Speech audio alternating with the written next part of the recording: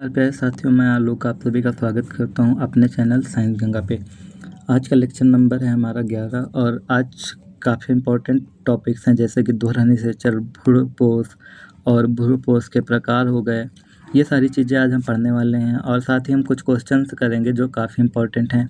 जैसा कि पिछले सारे लेक्चरों में भी हमने क्वेश्चन किए, जिनमें से कुछ आप करते थे और कुछ मैं कराता था। तो चलिए अपने लेक्चर की शुरुआत करते हैं। लेक्चर की शुरुआत करते हुए अपने पहले टॉपिक पे आते हैं। पहला टॉपिक हमारा क्या है यहाँ पे? दोहरा निषेचन। क्या है दोहरा निषेचन? अब दोहरा निषेचन में ये जान लो, यह आवर्त बीजी, यहाँ पे बीजी होगा, पादपों का एक विशेष गुण है। किसका एक विशेष गुण है? आवर्त बीजियों का एक विशेष गुण है। अब दोहरा निषेचन में कौन कौन सी घटनाएं होती हैं ये देख लो। जैसा कि दोहरा निषेचन किससे मिलकर बना होता है? युग्मक संलयन से और त्रिसंलयन से। किससे किससे? युग्मक संलयन और त्रिसंलयन। अब देख लो युग्मक संलयन में क्या होता है और त्रिसंलयन में क्या होता है। जैसा कि यहाँ पे लिखा गया है युग्मक संलयन, नाम से ही पता चल रहा है युग्मकों का संलयन होगा। कौन कौन से युग्मक? एक रहेगा आपका नर युग्मक और मादा युग्मक के संलयन से क्या बनेगा? युग्मनज बनेगा। और ये कैसा रहेगा? 2n रहेगा। कैसा रहेगा आपका? 2n यहाँ पे दिया गया है 2n, यानी कि द्विगुणित होता है। आई होप इतनी बात समझ में आई होगी। अब अपना देखते हैं क्या? त्रिसंलयन।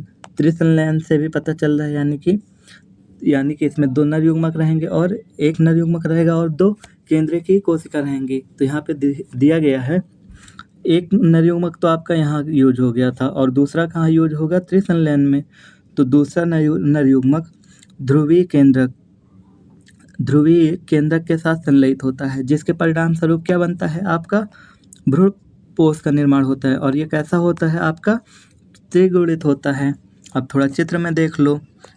जैसा कि हमने देखा था जब हम भ्रूणपोष की संरचना देख रहे थे, तो हमने बताया था कि भ्रूणकोष कैसा होता है। 7 कोशिकी और 8 केंद्र की 3 कोशिकाएं आपकी ऊपर साइड दी गई हैं, 3 कोशिका यहाँ पे बनी हुई है और 1 कोशिका आपकी ये वाली है। और जो मध्य वाली केंद्रीय कोशिका होती है उसमें कितने युग्मक, कितने केंद्रक थे? 2 केंद्रक थे जो यहाँ पे दिख रहे हैं। तो त्रिसंलयन कैसे बनता है? त्रिसंलयन होता है आपका, ये 2 नर युग्मक हो गए, पहले इतना जान लो। और ये आपकी अंड कोशिका हो गई, बीच वाली क्या होती थी? अंड कोशिका होती थी। और ये अंड कोशिका का युग्मक है, युग्मनज है। और ये आपके केंद्रीय कोशिका हो गई। तो एक नर युग्मक तो आपका यहाँ पे क्या है? एक नर युग्मक मादा युग्मक के साथ मिल रहा है, ये मादा युग्मक के साथ मिल रहा है, तो क्या बन रहा है? युग्मनज बन रहा है। और ये कैसा है? 2n है। और एक नर युग्मक किसके साथ मिल रहा है? ध्रुवीय केंद्रक के साथ। और क्या बना रहा है? त्रिसंलयन। और ये कैसा है? 3n। आई होप इतनी बात समझ में आई होगी। पेपर में जब आप लिखिएगा तो आप सेम टू सेम ऐसे लिखने के बाद एक चित्र बना के ऐसे डिफाइन कर सकते हैं। एग्जामिनर आपको पूरे नंबर देगा।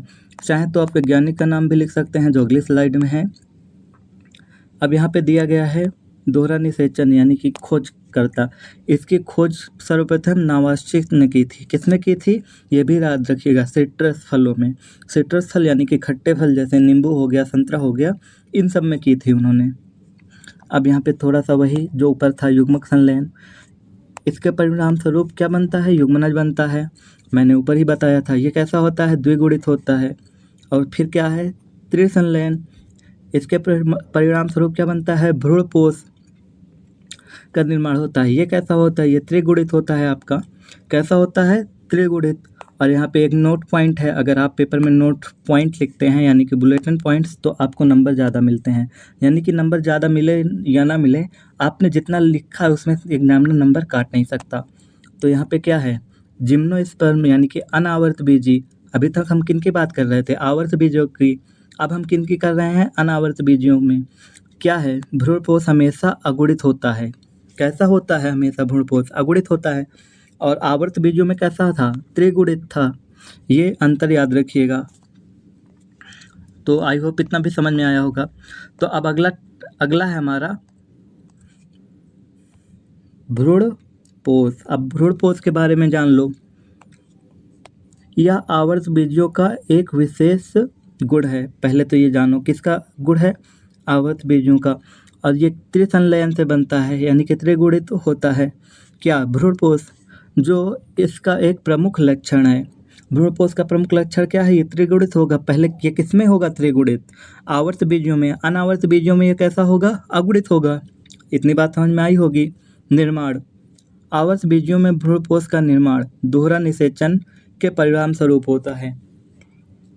अभी मैंने ऊपर बताया था, दोहरा निषेचन यानी कि केंद्रकीय कोशिका और एक नर युग्मक मिलकर क्या बनाए थे? आपके भ्रूणपोष बनाए थे, यानी कि त्रिसंलयन कर रहे थे। उसके परिणाम स्वरूप क्या बना था? आपका भ्रूणपोष बना था। अब इसके कार्य देख लो। कार्य क्या होता है? कार्य क्या है? भ्रूण के विकास से पहले ही भ्रूणपोष का विकास हो जाता है, यानी कि भ्रूण के विकास से पहले इसका विकास होगा, ताकि विकासशील भ्रूण को आवश्यक पोषक प्रदान कर सके। ताकि ये क्या कर सके? विकसित हो रहे भ्रूण को पोषक तत्व प्रदान कर सके, इसीलिए इसका निर्माण भ्रूण से पहले हो जाता है। अब यहाँ पे कुछ पॉइंट्स दिए गए हैं, इन्हें आप देख लीजिएगा।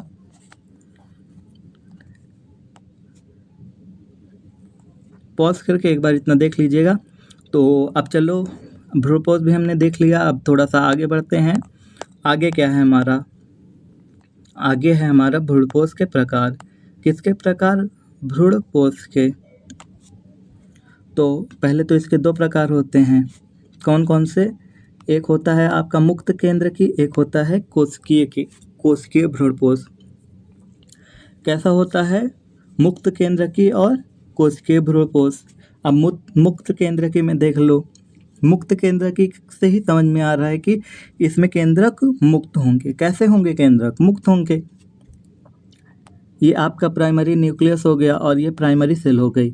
तो अब इसमें विभाजन हुआ तो क्या बना?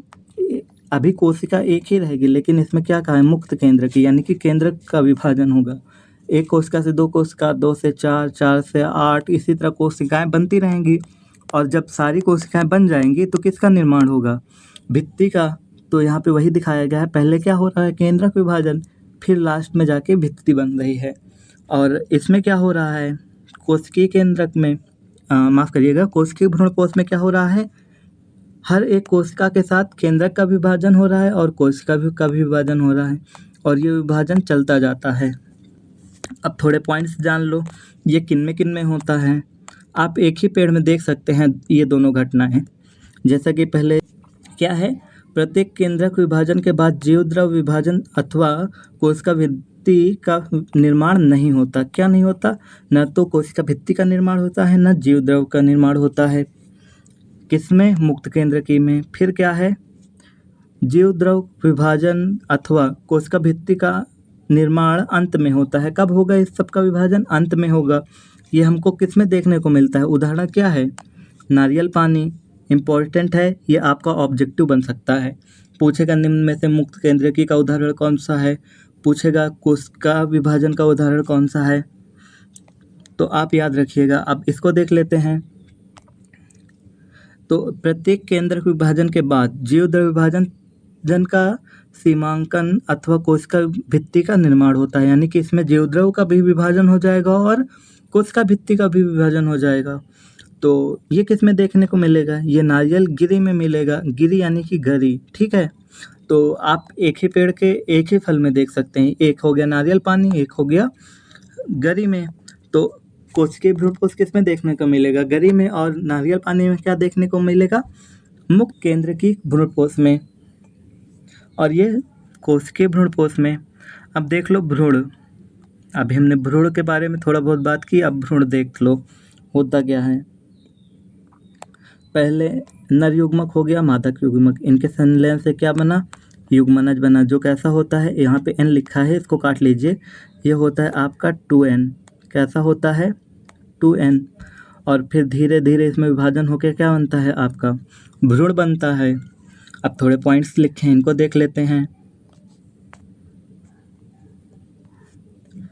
पॉइंट्स क्या है? भ्रूण का विकास भ्रूणपोष में बीजांडद्वारी स्तर पर होता है, जहाँ युग्मक उपस्थित रहते हैं। फिर क्या है? भ्रूण में विभाजन से पहले भ्रूणपोष में विभाजन प्रारंभ हो जाता है, यानी कि भ्रूण में विभाजन से पहले किस में विभाजन हो जाएगा? भ्रूणपोष में। हमने ऊपर अभी देखा था। फिर क्या है?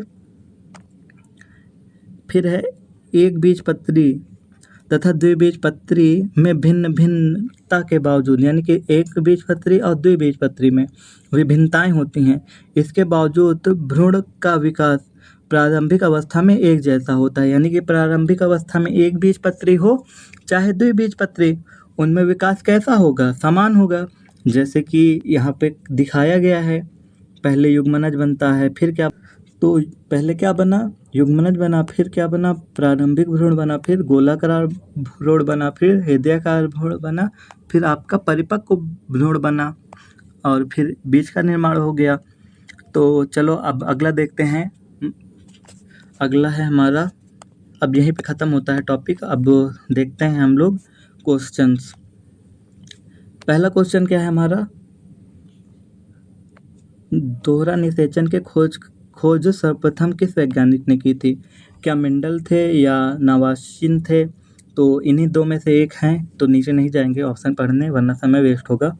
तो अभी मैंने ऊपर बताया था कौन थे, वो आपके नवासिन थे। तो ऑप्शन कौन सा सही हो जाएगा? B number.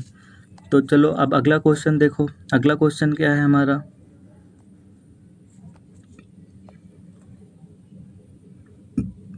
युग्मक संलयन के परिणाम स्वरूप क्या बनता है? आपको बताना है युग्मक संलयन के परिणाम स्वरूप क्या बनता है। जब युग्मक मिलते हैं तो क्या बनता है? भ्रूणपोष बनता है, परागकण बनता है, युग्मनज बनता है या बीजांड बनता है? मैंने बताया था क्या बनता है आपका युग्मनज। युग्मक के संलयन से युग्मनज बनता है। तो ऑप्शन नंबर आपका कौन सा सही हो जाएगा? सी नंबर सही हो जाएगा। सी करेक्ट कर लीजिए। अब अपना तीसरा क्वेश्चन देखते हैं। तीसरा क्वेश्चन क्या है हमारा? त्रिसंलयन के फलस्वरूप बनने वाली संरचना का नाम बताओ। यानी कि त्रिसंलयन के बाद क्या बनता है? क्या भ्रूणपोष बनता है, युग्मनज बनता है, परागनलिका बनती है या बीजपत्र बनता है? तो इसको भी मैंने बताया था क्या बनता है? भ्रूणपोष, जो किसको पोषण प्रदान करता है? भ्रूण को। याद रखिए। अब अगले पॉइंट पे आ जाओ। अगला पॉइंट क्या है हमारा? यानी कि अगला क्वेश्चन हमारा क्या है? क्या है? आवर्त बीजों में भ्रूणपोष समानता कितने गुणित होते हैं? आपको बताना है आवर्त बीजों में भ्रूणपोष कितने गुणित होता है। अगुणित होता है, द्विगुणित होता है, त्रिगुणित होता है या 4n होता है। तो आवर्त बीजों में कैसा भ्रूणपोष देखा जाता है? सामान्यतः त्रिगुणित देखा जाता है। कैसा देखा जाता है? त्रिगुणित देखा जाता है। और अनावर्त बीजों में अगुणित देखा जाता है। इसको भी मैंने नोट करके लिखाया था। वही अगला पॉइंट है यहाँ पे। ये वाला क्वेश्चन आप लोग करिएगा। जिम्नोस्पर्म का मतलब होता है मतलब अनावर्त बीजी। याद रखिए। इस वाले क्वेश्चन का उत्तर मुझे कमेंट में चाहिए। अब छठवा देखो।